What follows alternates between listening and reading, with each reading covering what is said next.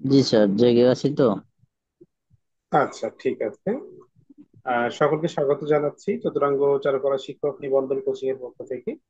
এই মুহূর্তে যারা আজকে ক্লাসটি দেখছেন সকলকে স্বাগত জানিয়ে আজকে ক্লাসটি আমরা শুরু করছি।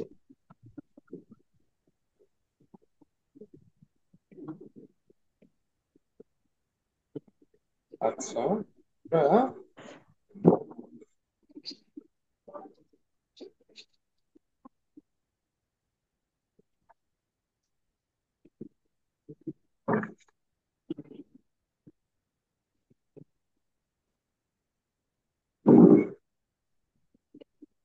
সকলকে স্বাগত জানাচ্ছি আজকে ক্লাসটিতে। এই মুহূর্তে যারা আমাদের সাথে যুক্ত হয়েছেন সকলকে ধন্যবাদ জানাচ্ছি।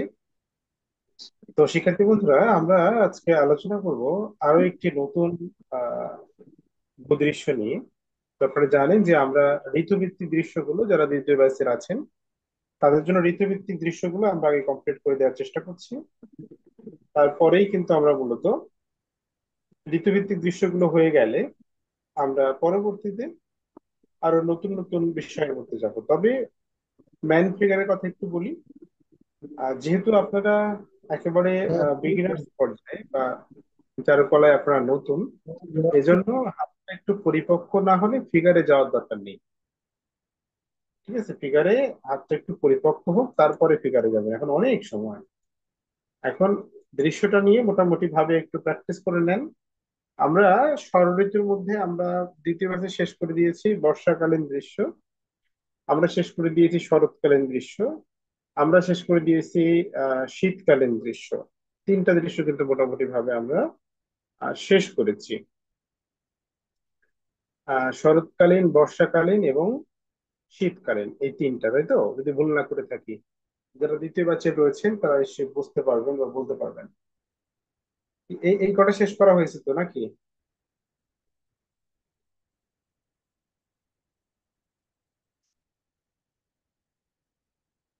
আচ্ছা, আপনার কথা বলছেন না কেন? এই কটা শেষ করা হয়েছে না নাকি? হ্যাঁ স্যার। হুম। আচ্ছা, নাকি রাতের বেলা আসলে ঘুম ভাঙিয়ে দিয়েছি এজন্য সবাই রাগ করেছেন, কোনটা?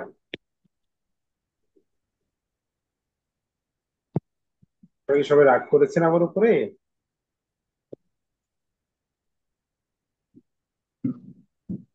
না স্যার, দেখো, সমস্যা নেই। আমরা যেটা করি আসলে, আমার তো ব্যাচ থাকে, একাডেমি থাকে, কোচিং থাকে, সেগুলো কমপ্লিট করে আমাকে কিন্তু সাধারণত আপনাদের সাথে যুক্ত হতে হয়। এখন দেখা যায় বিকেল একটা টাইম পাওয়া যায় এবং দুপুর একটা টাইম পাওয়া যায়। তো আজকে আমি একটু ব্যস্ত ব্যস্ত ছিলাম, এই জন্য আমি কিন্তু ক্লাস নিতে পারিনি এই সময়। এই জন্য, যেহেতু আপনাদের সাথে আমার ওয়াদা করা যে আমি ক্লাস দিয়ে দেবো, সে আশা আপনারা বসে থাকবেন। এখন ক্লাস না নিলে তো আমার নামে মামলা হয়ে যাবে। স্যার ক্লাস নেয় না, স্যারের নামে মামলা কর। তখন দেখা যাচ্ছে যাই দুমুটো খেয়ে বেঁচেছিলাম, তখন দেখা যাচ্ছে জেলের ভাত খেয়ে কাটাতে হবে। এই জন্য তো ভয় করে, এখন সেদিন তো ক্লাস নিতে হয়, না নিলে তো হয় না। তো যাই হোক, আমরা আজকে ক্লাসটিতে আলোচনা করবো ঋতুভিত্তিক আরো একটা দৃশ্য। আচ্ছা, আপনারাই বলুন যে কোন ঋতুর দৃশ্য দেখতে চাচ্ছেন।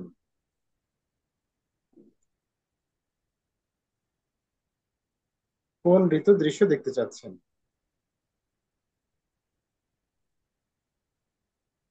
আপনার কি কোনো স্যার আইডিয়া শীত আছে? ঋতু।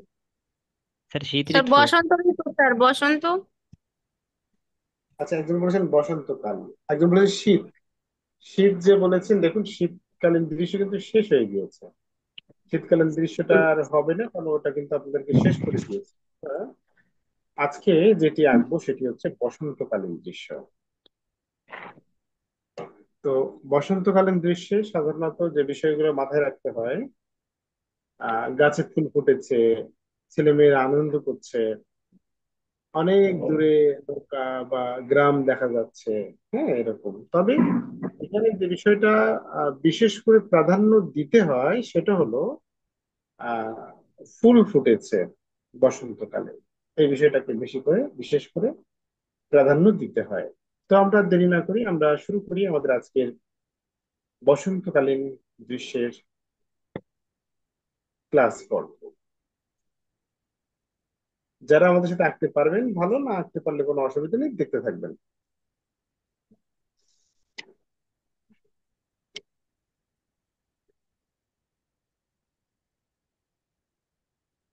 শুরুতেই আমরা একটা কাজ করবো, সেটা হলো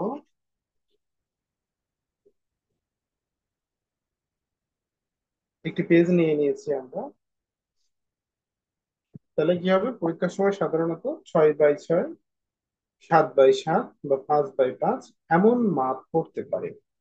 এই জন্য সাধারণত আমরা সুন্দর করে একটা বক্স কেটে নেব, প্রথম কথা। দ্বিতীয় কথা কি, দ্বিতীয় কথা হলো যদি এই মাপের পরিবর্তন দেখা যায়, যেমন ধরুন পরিবর্তন হতে পারে এরকম, 6x4 হলো বা 4x6 হলো, তখন আপনি কি করবেন? তখন কিন্তু ছবিটি আপনি ল্যান্ডস্কেপ মোডে করবেন, পোর্ট্রেট মোডে করবেন না। পোর্ট্রেট মোড বলতে কোনটা? দেখুন, আমরা যদি দেখাই এখানে, যে যদি এটা আমরা দেখাই,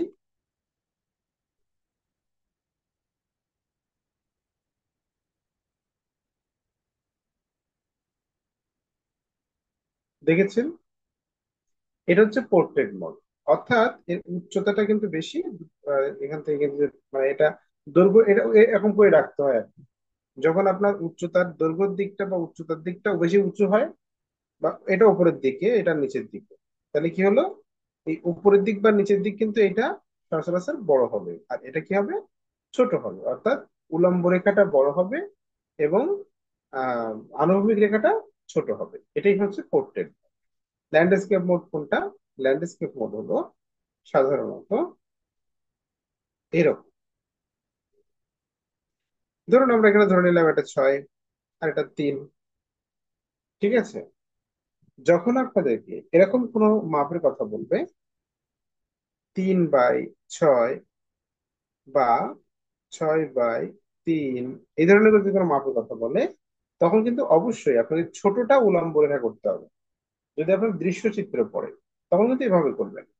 কিন্তু যদি ল্যান্ডস্কেপ ড্রয়িং না করে, না বলে যদি সেটা পোর্ট্রেট, অর্থাৎ কোনো ফিগারেটিভ কাজ আপনি করেন, তখন কিন্তু সাধারণত এরকম পোর্ট্রেট মোডে নেবেন। যদি মনে করুন যে আপনাকে বলা হলো যে আপনি একটি কর্মরত ফিগার আঁকুন, ব্যাস, কর্মরত ফিগারটা আমি কিভাবে আঁকবো, এবং তখন কি আপনি এভাবে করবেন? না, এভাবে কিন্তু করবেন না। মাপ থাকলো 3x6 বা 6x3, এরকম মাপ থাকলো, তখন আপনি কি করবেন? তখন কিন্তু পোর্ট্রেট মোডে করবেন। কিন্তু যদি এই একই মাপে আপনাকে বলা হয় যে আপনি এটা আহ, একটি ভূদৃশ্য অঙ্কন করুন, বা ঋতু, আপনার পছন্দের একটি ঋতুর ভূদৃশ্য অঙ্কন করুন, এমন যদি পড়ে, তখন কিন্তু সাধারণত আমরা এভাবে ল্যান্ডস্কেপ মোডে করব। অর্থাৎ যদি দৃশ্য আঁকতে বলে তখন আমরা ল্যান্ডস্কেপ মোডে করব, আর যদি ফিগার আঁকতে বলে তাহলে আমরা পোর্ট্রেট মোডে করব। ব্যাপারটা সবার কাছে ক্লিয়ার কিনা একটু জানতে চাই, সাউন্ড অন করে বলুন যে ক্লিয়ার কিনা, অথবা চ্যাট বক্সে লিখে দিন ক্লিয়ার জি কিনা। স্যার, বুঝছি। কি ক্লিয়ার? ক্লিয়ার? জি ক্লিয়ার স্যার, স্যার। ক্লিয়ার। এই কথাটা কে বলে যেন অনলাইনে, চিনেন? ওনাকে চিনেন আপনারা? জব মেডিসিনের যে নাসির স্যার, তারপরে ওই যে আরো আছেন না কয়েকজন, তা বলে না ক্লিয়ার ক্লিয়ার, কলেজের ভাই বোনেরা, ক্লিয়ার? আপনারা কি এই বিষয়টা নিয়ে ক্লিয়ার? স্যার এই জি। মাপটা কি স্যার মানে স্কোয়ার হবে নাকি আয়তাকার হবে? 6x6? এত ও, দেখুন এখানে তো আমি যেটা বলেছি সেটা হলে, দেখুন আপনারা বুঝতে পারেননি। দেখুন, মাপ তো দুই তিন ধরনের হতে পারে। দেখুন এর আগে যে বিগত সালগুলোতে প্রশ্ন হয়েছে, সেখানে কিন্তু সাধারণত 5x5 বা 6x6 এমনটা আমরা দেখেছি, তাই নয় কি? জি স্যার। এমনটাই কিন্তু আমরা দেখেছি। সেই ক্ষেত্রে কি হয়, যদি 5x5 থাকে, তাহলে এর দৈর্ঘ্য প্রস্থ সবই হচ্ছে 5, উভয়, তাহলে সেক্ষেত্রে কি হয়, সেটা হয় বর্গাকৃতি। অর্থাৎ প্রত্যেকটি বাহুই সমান, প্রত্যেকটি বাহুই সমান এবং কোণগুলো সমকোণ। এই দেখুন, এটাকে সাধারণত আমরা কি বলছি, বর্গাকৃতি। তখন এই বর্গ, যখন এই মাপটা আপনাকে দিয়ে দেবে, এর মধ্যে আপনি ফিগারও আঁকতে পারবেন, এর মধ্যে আপনি ল্যান্ডস্কেপও আঁকতে পারবেন, কোনো ব্যাপার না। তবে যদি মাপটা এরকম দুইটাই একই রকম না রেখে যদি পরিবর্তন হয়, যেমন ধরে নিলাম 6x3, সেক্ষেত্রে আপনি কি করবেন? তখন সে বিপদে পড়ে যেতে হবে যে ছয় কোনটা নেবো, এই পাশে কি ছয় নেবো নাকি এ পাশে ছয় নেবো নাকি এখানে তিন নেবো নাকি এখানে ছয় নেবো, একটা কনফিউশন কাজ করবে। তখন সেই ক্ষেত্রে আপনি কি করবেন, তখন যে কাজটা করবেন, আসলে কি আঁকছেন তার উপর ডিপেন্ড করবে আপনি কিভাবে আপনার গ্রাউন্ডটা সুন্দর করে একটি মাপে সাজাবেন। তাহলে এখানে বুঝতে হবে যে আপনি কি আঁকতে আঁকতে দিচ্ছে সেটা বুঝতে হবে। যদি আপনি ফিগার করেন, ফিগার আঁকেন, ফিগার আঁকার ক্ষেত্রে কি করতে হবে, পোর্ট্রেট মোড নিতে হবে। যদি আপনাকে ল্যান্ডস্কেপ করতে বলে তখন আপনাকে ল্যান্ডস্কেপ মোড নিতে হবে, বা যদি আপনাকে ভূদৃশ্য করতে বলে তখন ল্যান্ডস্কেপ মোড নিতে হবে। ব্যাপারটা হচ্ছে এরকম। বুঝতে পেরেছেন কেন? যদি না বুঝতে থাকেন বলেন, আমি আবারও বুঝিয়ে দিচ্ছি। বুঝছি স্যার। আচ্ছা, ঠিক আছে।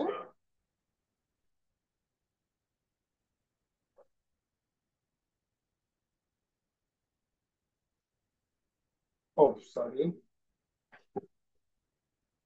তাহলে আমরা আজকে যে কাজটা করব সেটি হলো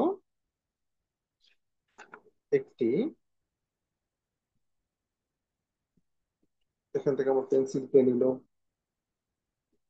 এখান থেকে পেন্সিল পেন নেওয়ার কথা না কারণ নিল কে?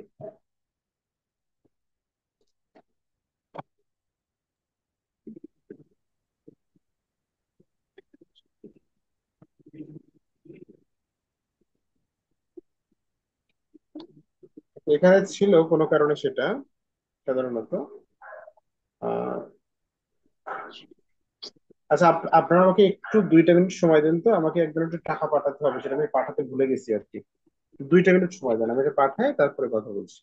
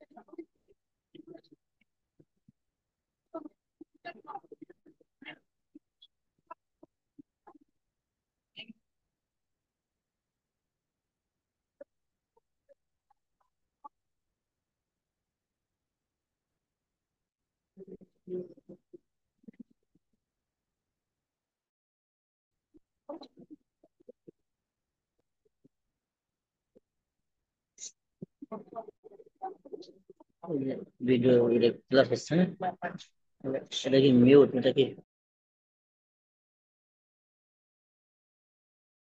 mute? এবার শুনতে পাচ্ছি আমার কথা?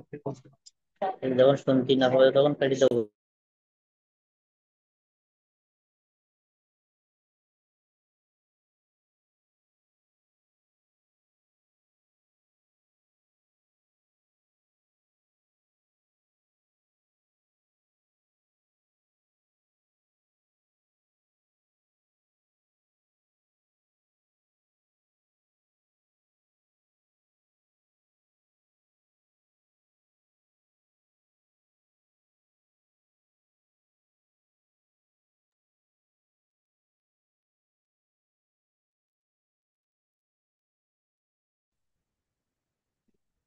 হ্যাঁ ভাই, টাকা কি গেছে?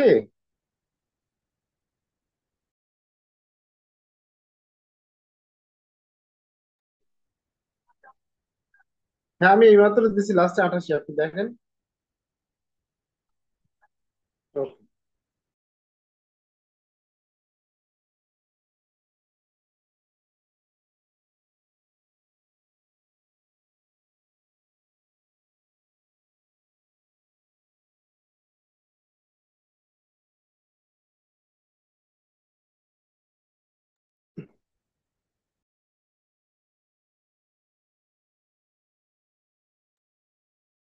আচ্ছা, যে কথা বলছিলাম আমরা, আমরা যদি সুন্দর করে এটা মেপে নেওয়ার চেষ্টা করি তাহলে দেখা যাবে আমরা নিব হচ্ছে 7x7।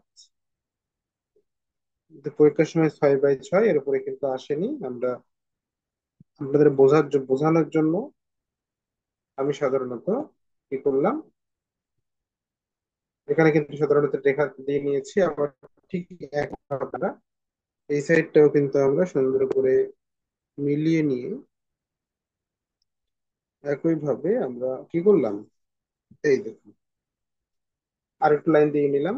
তারপর এ পাশটা সাধারণত আমি সাথে মিলিয়ে এখানে একটা বিন্দু দিয়ে নেবো, এই সাইডটা বিন্দু দিয়ে নিলাম। ঠিক আবার অপোজিট থেকে আমরা যদি এই সাইড থেকে দেখতে যাই, সাথে আবার মেলাবো, সাথে মেলাই দেখবো যে আসলে আমাদের আহ ওইটার মাথায় মাথায় লাগছে কিনা। দেখো একদম মাথায় মাথায় লেগে গেছে, হ্যাঁ। এই জন্য আমরা, যেহেতু মাথায় মাথায় লেগে গেল, আমরা কি করবো, এটাকে মিলিয়ে দেবো। অনেক সময় দেখা যাবে এটা মাথায় মাথায় লাগবে না, একটু এলোমেলো হয়ে যাবে, আশপাশে হয়ে যাবে। যদি এরকম হয়ে যায়, তখন সেটা মুছে নিয়ে ঠিক করে নেবেন।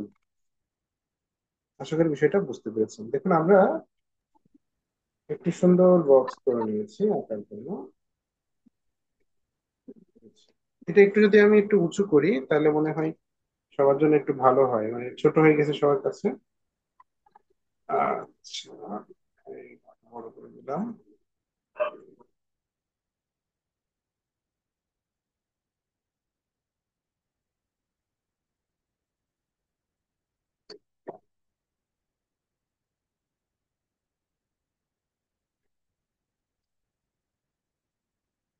এই যে দেখেছেন, এখন লেআউটটা করে নিতে হবে। লেআউটটা কি, বা যেটাকে আমরা খসড়া বলে থাকি, এই খসড়াটা কি আসলে আপনারা কি জানেন? লেআউট বা খসড়া কি? লেআউট বা খসড়া এটা কি?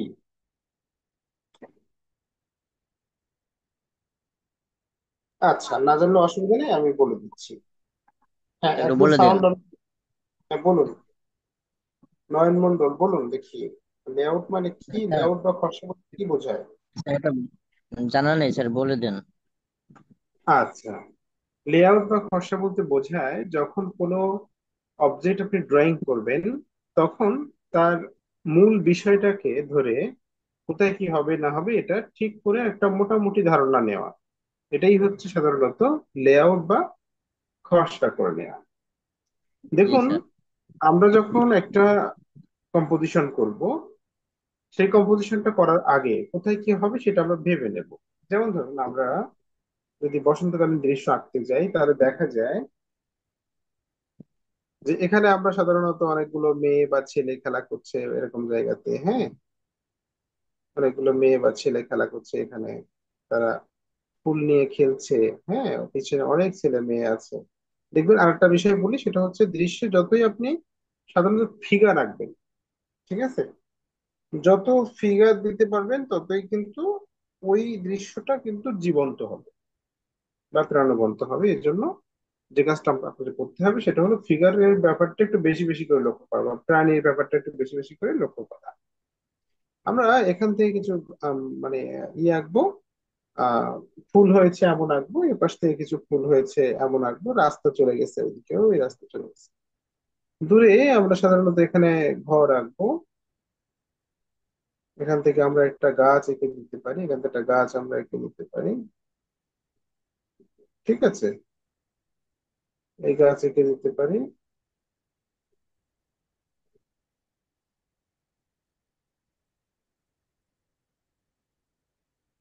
গাছ এঁকে দিতে পারি, এটা মোটামুটি দেখে নিলাম। এখানে একটা গাছ আঁকবো। ওই যে দূরে যে ঘর আছে, অনেক দূরে ঘর দেখা যাচ্ছে, হ্যাঁ। এখান থেকে কিছু দেখা যাচ্ছে, কেমন করে নিলাম। এই যে কোথায় কি আঁকবো সেটা একটু নিজের মতো করে বুঝে নিয়ে এখান থেকে মনে করো ওই দূরে নৌকা চলে গেছে, ঠিক আছে। এখান থেকে নৌকা চলে গেছে, এই দূরে চলে গেছে, বা এখান থেকে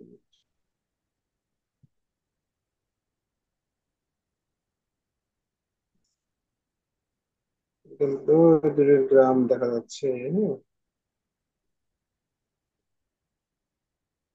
এই ছিল মোটামুটি একটা বসন্তকালীন দৃশ্যের লেআউট করে নেওয়া বা ফর্সা করে নেওয়া। এখন আমরা টোটাল অংশটাকে ডিটেলিং করব।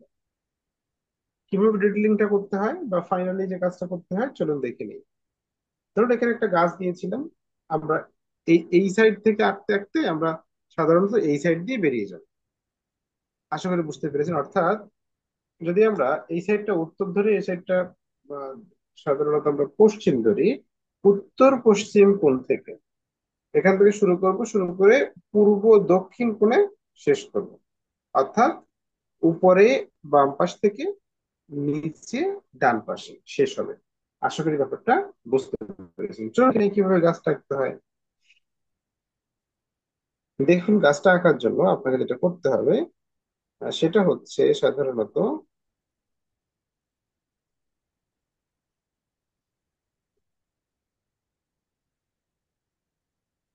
এই দেখুন, একটা ডাল কিন্তু আমি করে ফেলেছি। যে টানার ভঙ্গিটা দেখতে হবে, কিভাবে টানছি, কিভাবে এটাকে রিয়েলিস্টিক করা যাচ্ছে। হ্যাঁ, এই বিষয়গুলো খুব বেশি করে গুরুত্ব দিতে হবে। কিভাবে ডালগুলো ন্যাচারাল হচ্ছে, হ্যাঁ, এই বিষয়গুলো যত গুরুত্ব দেবেন আপনার ড্রয়িং কিন্তু তত প্রাণবন্ত হবে। ঠিক আছে, এক এক জায়গায় এক এক রকম গঠন, যেহেতু সাধারণত এর গঠনটা এক এক জায়গায় এক এক রকম হয়। হ্যাঁ, সেই ক্ষেত্রে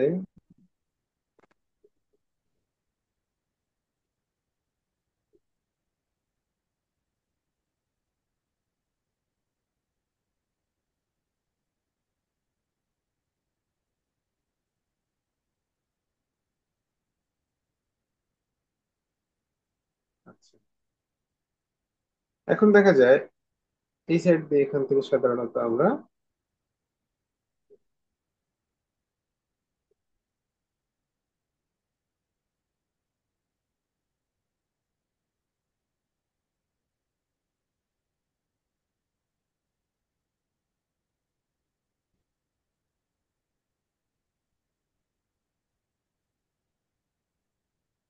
দেখেছেন। আচ্ছা, গাছটা কি ন্যাচারাল মনে হচ্ছে কিনা, যারা যুক্ত আছে কি মনে হয়? ন্যাচারাল মনে হ্যাঁ, হচ্ছে না কার্টুন মনে হচ্ছে?